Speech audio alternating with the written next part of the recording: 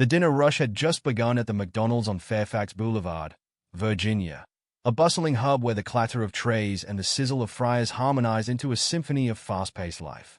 The fluorescent lights cast a sterile glow over the red and yellow booths, illuminating a mosaic of patrons, frazzled parents herding children, construction workers unwinding after shifts, and teenagers clustered by the soda machine, their laughter punctuating the hum of conversation. Behind the counter, Kimberly Wright, a 27-year-old cashier with tired eyes and a steadfast smile, adjusted her visor. Her feet throbbed in her worn sneakers, a familiar ache after years of double shifts. She wiped her hands on a grease-stained napkin, her mind already drifting to the stack of unpaid bills waiting at home. Rent, utilities, her car's latest repair, one crisis at a time, she told herself, as she had for years. Near the self-order kiosk, a tall, lanky boy in a faded gray hoodie lingered, his shoulders hunched as if trying to fold into himself. He wasn't like the boisterous teens who usually dominated the restaurant. Instead, he stood motionless, studying the menu with an intensity that bordered on anxiety. His fingers drummed rhythmically against his thighs, betraying a nervous energy. Kimberly noticed him peripherally at first, but as the line thinned, she caught the way his gaze darted toward the exit, as if calculating an escape. "Next," she called, her voice hoarse from hours of repeating the same script.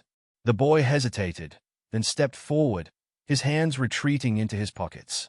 His voice, when it came, was steady but quiet, as though he'd trained himself to speak just loudly enough to be heard. Can I get a quarter-pounder meal?" "Large." Kimberly nodded, tapping the screen with practiced efficiency. "Sure thing. That'll be." She paused. His expression shifted, a flicker of panic as he patted his hoodie pockets, then his jeans, his movements growing frantic. His lips parted, but no sound emerged. Kimberly knew the look: forgotten wallet, declined card, the sinking realization of helplessness. "I think I forgot my wallet," he muttered, staring at the countertop as if it might swallow him. The cashier beside her, a sharp-tongued woman named Marcy, snorted under her breath. "Happens every day," she muttered, rolling her eyes. But Kimberly ignored her, her gaze softening as she studied the boy. His cheeks flushed with embarrassment, and his posture stiffened, bracing for judgment. "No problem," Kimberly said, deleting the order with a tap. "Happens to the best of us." He exhaled, shoulders slumping in relief. But as he turned to leave, something in his defeated shuffle tugged at her. Just a kid, she thought, recalling her own teenage years scraping together loose change for gas station snacks. "Hey, it's on me," she blurted. His head snapped up, eyes wide behind a curtain of unkempt bangs. "What?" "Go ahead. Get your meal," she said, shrugging as if it were nothing. "Pay it forward someday." For a heartbeat, he stood frozen, disbelief etched into his features. Then he nodded, his voice barely audible. "Thank you." Kimberly used her employee meal credit, a perk she rarely indulged in, and handed him the receipt. He retreated to the pickup counter, his phone clutched like a lifeline, though his thumbs never moved across the screen. When his tray arrived, a quarter-pounder wrapped in wax paper, fries glistening with salt, a soda sweating under the fluorescent lights, he carried it to a corner booth, his movements deliberate, almost rehearsed. Kimberly stole glances as she rang up orders. He unwrapped the burger meticulously, took small, measured bites, and scanned the room with a guarded intensity, as if cataloging every face. The restaurant's door chimed, and a man in a charcoal suit entered, his presence slicing through the casual chaos. Mid-50s, with a razor-sharp jawline and an earpiece coiled discreetly under his collar, he radiated authority. His eyes swept the room before locking onto the boy. In 3 strides, he was at the booth, leaning down to murmur something too quiet for Kimberly to hear. The boy's head jerked up, his posture tensing, but he nodded once. Within seconds, he'd abandoned his half-eaten meal, shrugged his hoodie back on, and followed the man outside. Kimberly craned her neck, catching a glimpse of a black SUV idling at the curb before the door swung shut. "Who was that kid?" Marcy muttered, her curiosity piqued despite herself.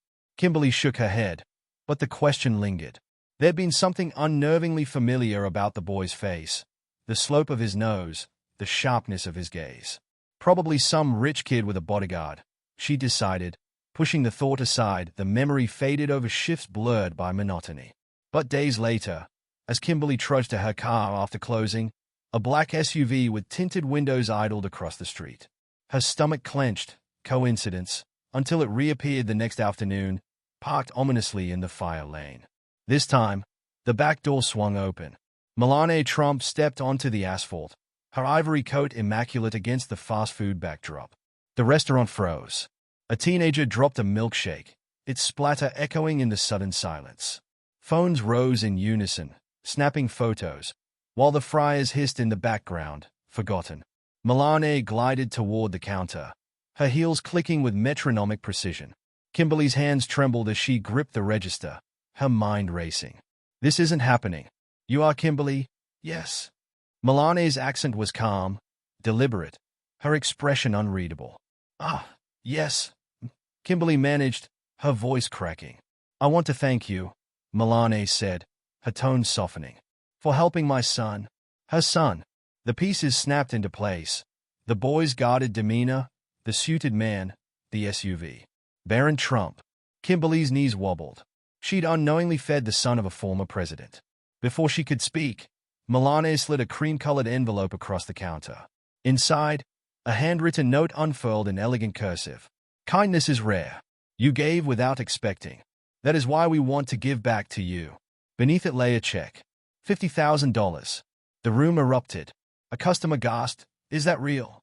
Marcy dropped a tray of nuggets, her mouth agape.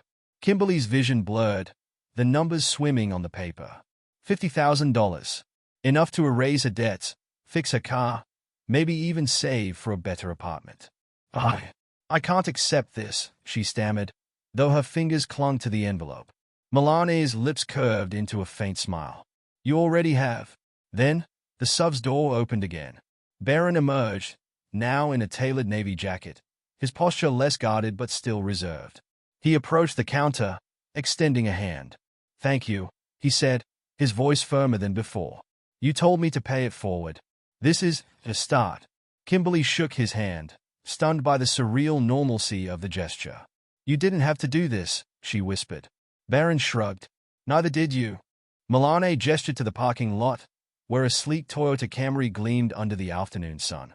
Your car, I believe, needs replacing, she said, handing Kimberly a set of keys. Tears welled in Kimberly's eyes. Her 2003 Honda Civic, duct-tape bumper, passenger seat permanently damp from leaks, had been a rolling reminder of her struggles. Now, it was replaced by a car that smelled of new leather and promise. How did you know? She breathed. Barron half smiled. We did our homework. The video of Melania's visit went viral within hours. News vans camped outside Kimberly's apartment, and her phone buzzed incessantly with interview requests. But she declined them all, repeating, it wasn't about me.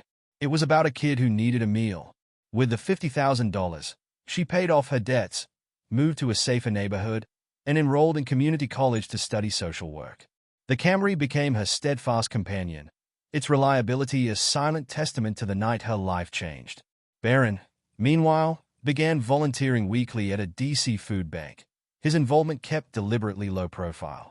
Paying forward isn't just about money, he told a trusted advisor. It's about showing up. The McDonald's on Fairfax Boulevard became a local legend. Regulars joked about the magic register, while newcomers lingered over coffees, hoping to witness another miracle. Marcy, once cynical, started covering meals for struggling customers, whispering, just pay it forward. Years later, Kimberly stood at the graduation podium, her social work degree in hand, and shared the story that defined her path. Kindness isn't a transaction, she said. It's a seed. Plant it without expectation, and it might just grow into a forest. In the audience, Barron Trump clapped quietly, his own journey of service still unfolding. And in the McDonald's parking lot, the Camry sat, its odometer climbing with miles of new beginnings. Have you ever planted a seed of kindness? Share your story below. You never know what might grow.